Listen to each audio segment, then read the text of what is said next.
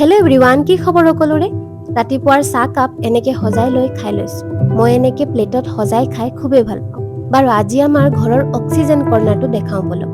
ঘৰৰ দুই চাইডত দীঘলকৈ বহুত ধৰণৰ ফুল গছেৰে সজাই থোৱা আছে। মানে মাৰ এই ফুলৰ প্ৰতি বহুত চখ। য'তেই য'ত লাগিলে ধুনীয়া ফুল গছজোপা দেখিলেই হ'ল। বেলেগ বস্তু এৰি হ'লেও ফুল গছজোপা আনিব। আৰু তাৰ লাভ বাৰু আমাৰ ঘৰৰ সকলোৰে হৈছে। মানে গছ-গছনিৰ পৰা অহা ফ্ৰেছ এয়াৰটো পাইছোৱেই, লগতে এই যে পখিলাবোৰ দেখিছেনে? এনেকে বহুত ৰং বিৰঙৰ পখিলা গোটেই ঘৰখনত উৰি ফুৰে। কেতিয়াবা মনটো বেয়া লাগিলে অলপ বাহিৰলৈ ওলালেই হ'ল।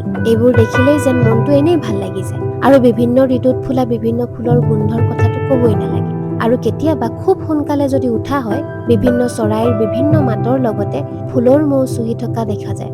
আজিকালি এইবোৰ সচৰাচৰ দেখাই পোৱা নাযায়। কিন্তু মাৰ এই চখৰ কাৰণে আমাৰ এইবোৰ দেখাৰ সৌভাগ্য হৈছে।